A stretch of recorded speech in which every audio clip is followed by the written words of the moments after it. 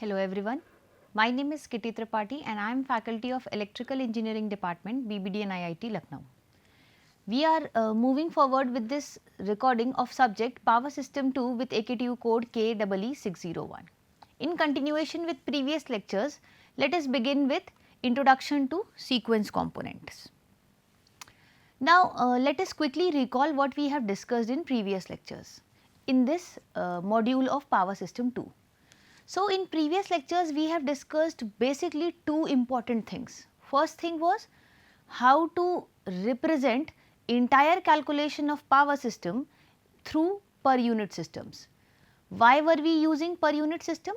It was for the simple reason कि we have different power and voltages level across all the interconnections which we have been realizing through single line diagram.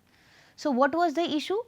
We were unable to do any kind of calculations regarding that. Why? Because it was very complex, we have different level of voltages for every single element, we have different ratings, we have different analyzing conditions. So, it is very difficult for us to not use any reference and then solve it. Hence, we used power systems calculation through per unit. Apart from it, what we have also studied is we represented that entire diagram which was represented through one line diagram into electrical circuit, which was through the concept of using a impedance diagram or reactance diagram. तो हम लोगों ने fundamentally impedance diagram, reactance diagram का importance क्या है वो भी देख लिया और क्या इम्पोर्टेंस फंडामेंटली है उनका कि हम लोग क्या कर रहे हैं पूरे इंटायर पावर सिस्टम में we have different type of interconnections and some of the equipments are 3 phase, some of them are single phase. So, it was very difficult for us to do any kind of analysis और उस analysis को करने के लिए हमने क्या किया सबका equivalent single phase representation utilize कर लिया और उसके बाद हर element की जो value है जितनी भी values हमें known quantities यहाँ वहाँ पर है और जितने भी impedances हैं हम rather than actual values में calculate करें हम लोग percentage unit that is per unit system में calculate कर रहे थे. Now what is the problem there? Yeah, what are the limitations what we are using, yeah, what are the benefits. So, the most key important factor is whenever we are using a single line diagram to draw a reactance diagram and use per unit systems, the most important thing which we keep in mind is to have a balanced network, balanced three phase device. Until unless we have a balanced three phase network system, we will not be able to represent it in a proper manner when we are converting it into reactance diagram or impedance diagram. क्यों? क्योंकि हम क्या कर रहे हैं single phase representation ले रहे हैं. सो सिंगल फेज रिप्रेजेंटेशन से डायरेक्ट कैलकुलेशंस तभी पॉसिबल हैं if we are having a balance three phase system. So, it is very important to us that we should have a balanced condition, balanced three phase network, so that when we are taking equivalent representation from that to utilize it in reactance diagram so that we can calculate the values, whatever values, voltage, current, power, impedances, whatever we want to calculate, we can calculate very easily. Problem क्या है फिर इसमें? It is very good that we have a balanced system, but in steady state conditions it is not always necessary कि ये balanced condition maintained रहे. तो होता क्या है? Unbalancing हो जाती है phase में. क्यों हो जाती है unbalancing? Why? Due to some of the factors. Which kind of factors? Maybe any kind of fault in the system. So, if we have a faulty condition, then what we will have the problem we will be facing is that at that faulty condition, हमारे पास जो three phase interconnection होगा वो balanced नहीं होगा. अगर balanced नहीं है तो we will have to face similar kind of problems again which we were being facing if we were not using impedance diagram. Impedance diagram या रिएक्टेंस डायग्राम यूज नहीं कर रहे थे तब भी तो एनालिसिस में वही काइंड ऑफ प्रॉब्लम्स आ रही थी, यहाँ भी तो नहीं कर पाएंगे तब भी सेम ही काइंड ऑफ प्रॉब्लम है.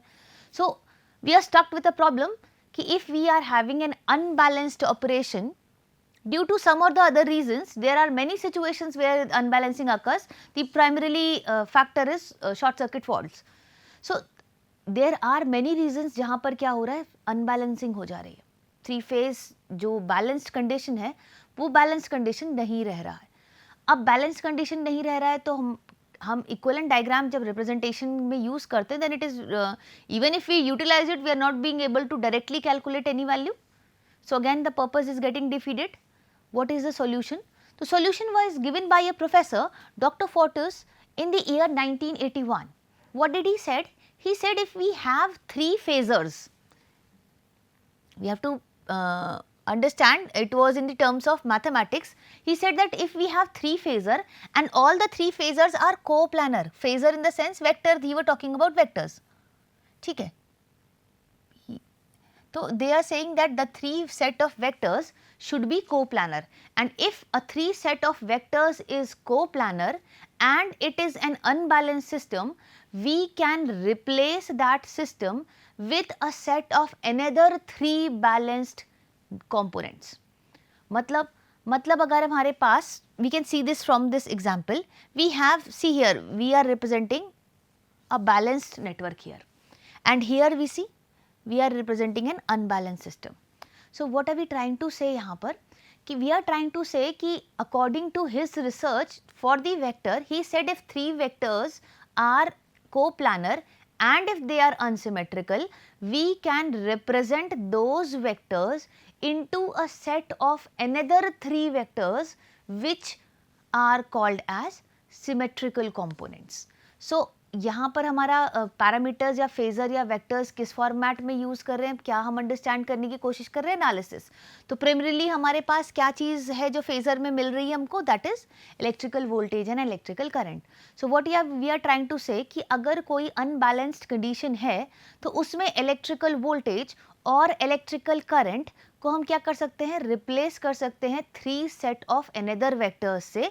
उन 3 सेट ऑफ द वेक्टर्स को कहा जा रहा है सिमेट्रिकल कंपोनेंट्स. सो बेसिकली हम अनसिमेट्रिकल से सिमेट्रिकल फॉर्मेट में रिप्रेजेंटेशन कर सकते हैं. This is what his research said. Now the problem is first of all कि how do we explain what is sequence component, these 3 set of vectors, and how do we annotate them, and why do we need this, why are we doing this. First things first, अगर system unbalance होता है तो चाहे voltage हो, चाहे current हो, चाहे impedance हो, वो क्या हो जाता है, अनबैलेंस या सारे अनइक्वल एलिमेंट्स हमें मेंशन होना शुरू हो जाते हैं, डिस्प्ले हो रहे हैं because of the unbalancing. Now what happens, we have to solve it because we are trying to analyze something. That is the whole purpose of viewing this one line diagram, because we have to analyze something and it becomes very difficult to directly analyze something from it. So what do we have to do for the purpose of analysis to reduce the severity of complexity in solution या in solving mathematical aspect? What do? We tend to use symmetrical sequences for calculation. This methodology is called as method of symmetrical components. Now what are we trying to say कि जो symmetrical components के methods हैं, ये methods easiest होते हैं for calculation, analysis के लिए. Otherwise किसके लिए easiest है, ये unbalanced system के लिए obviously.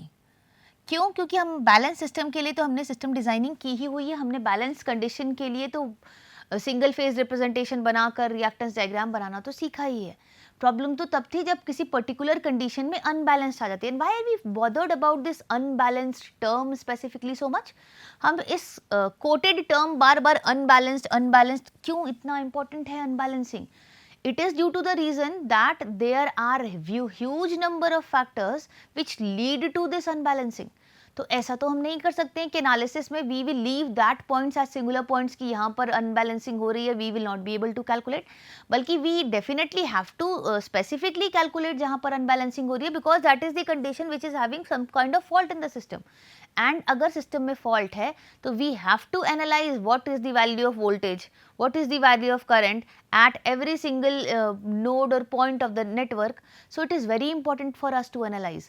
और इसको easy सिर्फ हम तभी कर सकते हैं जब हम इस unbalanced network को 3 set of balanced network से balanced vector से या balanced equation से represent करें. ठीक है, 3 set of balanced equation से represent करें. क्योंकि हम इसको 3 सेट से ही रिप्लेस कर रहे हैं, इसलिए इस मेथड को 3 कंपोनेंट मेथड भी कहा जाता है. ठीक है. Now how do we try to calculate it, या अनबैलेंस थ्री फेज सिस्टम में सॉल्यूशंस के रिगार्डिंग हम क्या करते हैं? तो बेसिकली हम लोग क्या करते हैं कि बैलेंस्ड सेट ऑफ कंपोनेंट्स जो हैं उनको जो थ्री फॉर्मेट में रिप्रेजेंट कर रहे हैं, उनमें से एक फॉर्मेट है जिसको हम कहते हैं पॉजिटिव सीक्वेंस कंपोनेंट, सेकेंड है जिसको हम कहते हैं नेगेटिव सीक्वेंस कंपोनेंट, और थर्ड है जिसको हम कह रहे हैं जीरो सीक्वेंस कंपोनेंट। मतलब किसी भी थ्री नॉन सिमेट्रिकल कंपोनेंट या एलिमेंट को हम थ्री सिमेट्रिकल कंपोनेंट में रिप्रेजेंट कर सकते हैं फेजर्स में, which are respectively called as positive sequence, negative sequence and zero sequence. What are these components? The three components जो रिप्रेजेंटेशन में यूज हो रहे हैं। मतलब हर एक बैलेंस्ड फेज के बदले हम क्या कर रहे हैं, थ्री बैलेंस्ड एलिमेंट्स यूज कर ले रहे हैं। ठीक है, इससे क्या हो रहा है, इससे सॉल्यूशन की कॉम्प्लेक्सिटी रिड्यूस हो जा रही है, और हमारे पास during the calculation, if we are having a larger number of disturbances in any format in the entire interconnections, we will be quickly able to calculate. तो हम एक set of equations use करें, एक set of circuit condition use करें, और उसमें हर तरह की issues हमसे solve हो जाएं, that is the easiest thing which we can do, and hence we require this symmetrical component method. ठीक है, अब आते हैं अगले टर्म पर कि जो हमने तीन वर्ड्स बोल दिए, positive sequence, negative sequence, zero sequence, ये क्या चीज़ है? तो क्या कहा जा रहा है कि अगर हमारे पास थ्री अनबैलेंस्ड फेजर्स हैं, उनको हम थ्री सिमेट्रिकल कंपोनेंट्स में डिवाइड कर सकते हैं। One symmetrical component is called as positive sequence, other is called as negative, and third is called as zero sequence. हम सीक्वेंस नेटवर्क्स की स्टडी हम करते ही तब हैं जब हमारे पास कोई फिजिकल सिग्निफिकेंस एग्जिस्ट करता हो।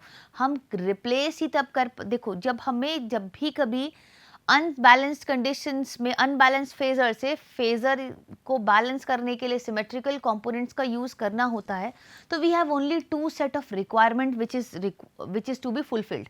What are those two sets? Point number one, कि whatever we are replacing, it should give us some significance, some physical significance, some physical significance, right? Then only we will be using this system. The second most important thing which we have to realize it, we can calculate easily whatever we are trying to calculate. So if we will only replace when it will make our calculation simpler. These are the two important factors on the basis of which we are trying to replace it. ठीक है, तो पहले terminologies पर discuss करते हैं, फिर physical significance की भी बात करेंगे कि किसके रिस्पेक्ट में कोरिलेट किया जा सकता है इन सिमेट्रिकल कंपोनेंट्स को।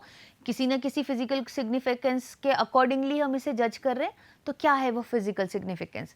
वो बेसिकली अल्टरनेटर्स से रिलेट करते हैं। तो we will come to it in a minute, but before that let us understand what these three sequences are. What do we say? In a positive, we have three elements, any unbalanced phasor. Please remember it is any unbalanced phasor. अगर three set तो क्योंकि हम three phase system use कर रहे हैं इसलिए it can be used in n number of systems also. But what we are trying to say here कि अगर हमारे पास three unbalanced network है, three unbalanced situation है, जहाँ पर मान लेते हैं, जैसे मान लो हम लोगों के पास three phase system है VA, VB, VC, right? और ये तीनों अनबैलेंस्ड हो गए हैं, तो हम हर एक को three set of balanced symmetrical components में रिप्लेस कर सकते हैं। मतलब इस VA को थ्री सेट ऑफ वेक्टर्स से रिप्लेस करेंगे, VB को भी थ्री सेट ऑफ वेक्टर्स से रिप्लेस करेंगे, VC को भी थ्री सेट ऑफ वेक्टर्स से रिप्लेस करेंगे। टोटल नंबर ऑफ वेक्टर्स कितने हो गए?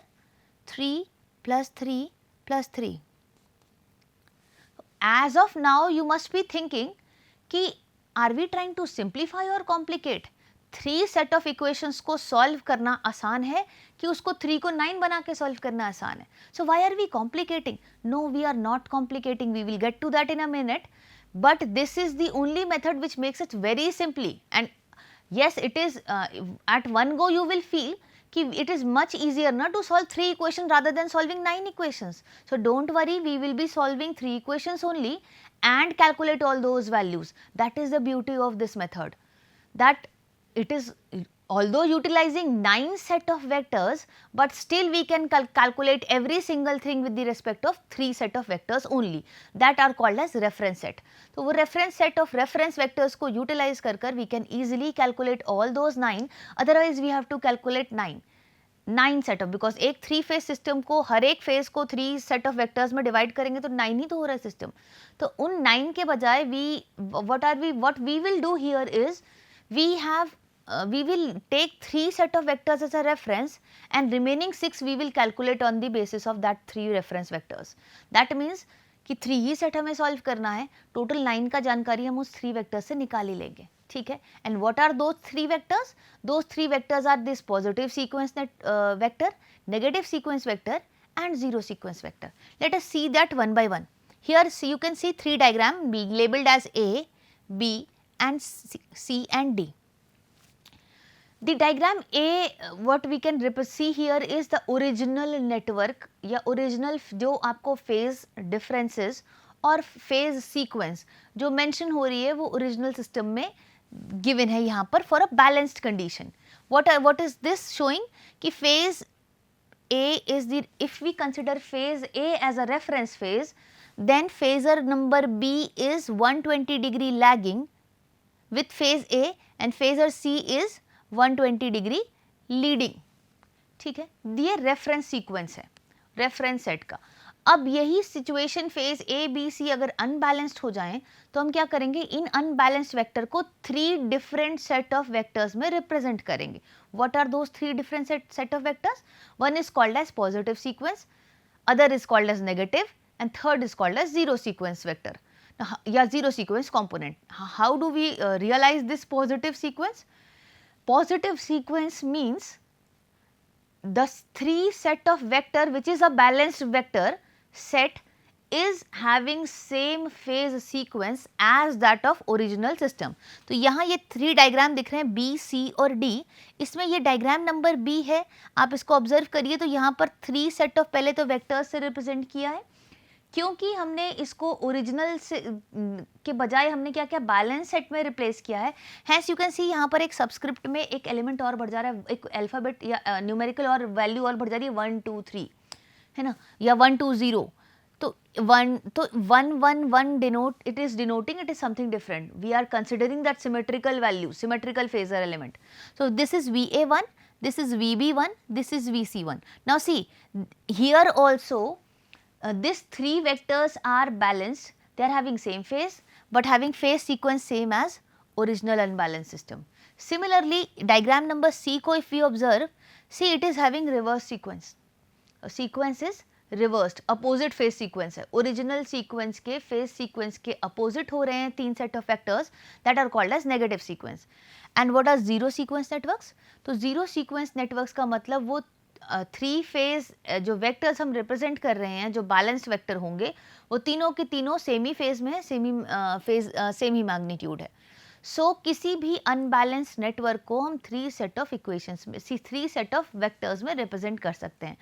Let us quickly jump into details of each sequence component. ठीक है.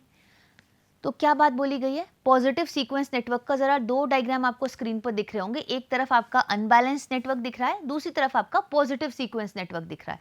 ये दोनों डायग्राम्स आपको क्लियरली डिपिक्ट कर रहे हैं what is the relation between an unbalanced network and positive sequence network. How do we convert that this system, unbalanced system, into the respective sequence components.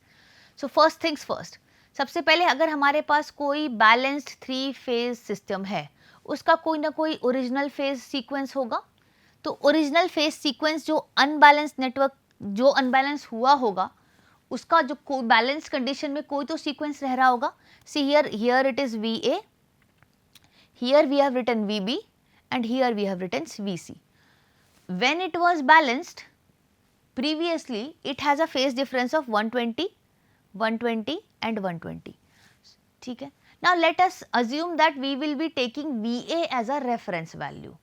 ठीक है. अब ये VA reference है तो VA के reference में बोलें तो VB is 120 degree leading and VC is 240 degree leading और 120 degree lagging.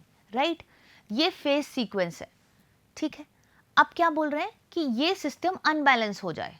जैसे ही ये सिस्टम अनबैलेंस हो जाए तो इसको रिप्रेजेंट करने के लिए हमने 3 कंपोनेंट्स लिए, जिसमें से पहला कंपोनेंट है फेज सीक्वेंस कंपोनेंट।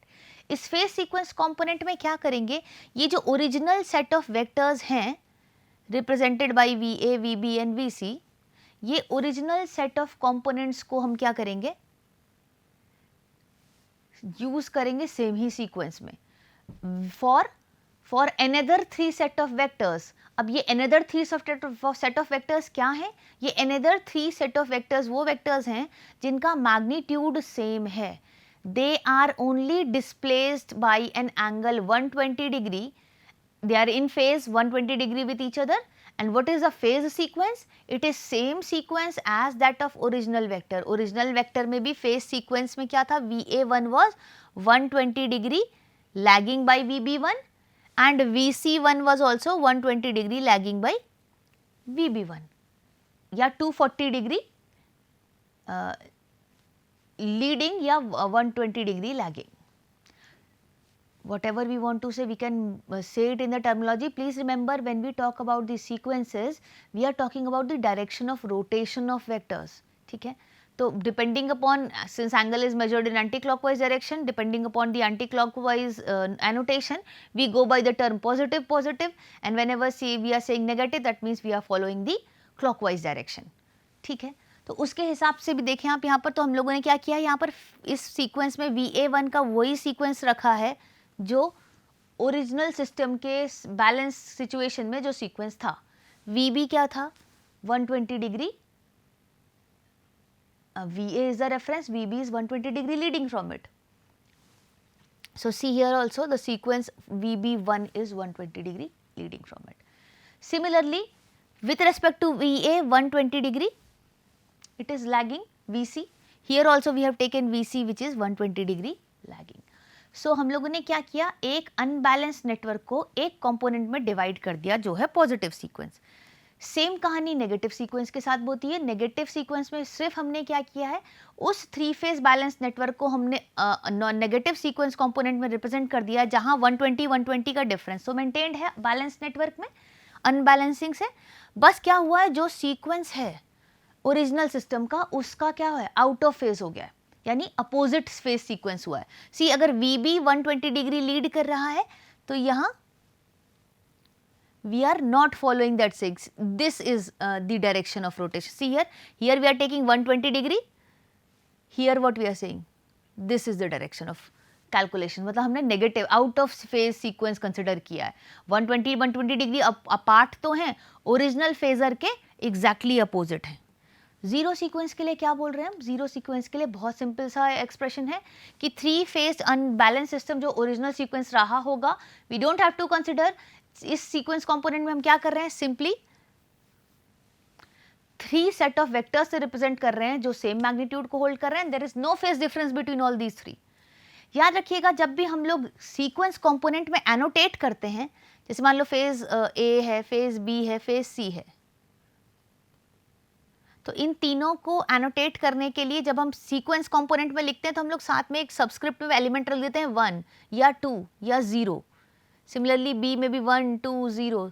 ये 1 stands for positive sequence, 2 stands for negative sequence and 0 stands for zero sequence. इससे हम वर्ड को देखकर, या VB0 लिखा है तो हम बिल्कुल देखकर एनोटेशन से समझ जाएंगे कि फेज बी का जीरो सीक्वेंस कंपोनेंट का रिप्रेजेंटेशन है। बेनिफिट क्या है, बेनिफिट ये है कि इस सेट ऑफ फेजर्स से हम एक्सप्रेशंस लिख सकते हैं जो अनबैलेंस सिचुएशन में बैलेंस एक्सप्रेशन को एनोटेट कर देगी। जैसे यहाँ पर हम लोग करंट के लिए सेट ऑफ इक्वेशंस देख रहे हैं, सेम हम वोल्टेज के लिए भी लिख सकते हैं। अगर हम एक्सप्रेशन लिखना चाहें तो क्या लिख सकते हैं, VA can be represented as VA1 plus VA2 plus VA0। VB can be represented as VB1 plus VB2 plus VB0। VC can be represented as VC1 plus VC2 plus VC0। हुआ क्या, चाहे करंट का representation यहाँ लिखा हुआ दिख रहा हो, चाहे हमने उन लोगों ने वोल्टेजेस का लिख के दिया है, हो क्या रहा है, इससे हम किसी भी सेट ऑफ अनबैलेंस फेजर्स को 3 सेट ऑफ बैलेंस फेजर्स में रिप्रेजेंट कर दिए।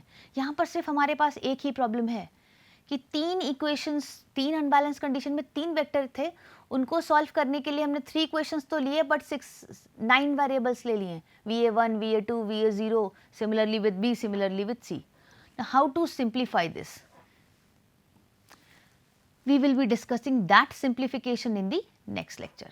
For as of now, thank you very much.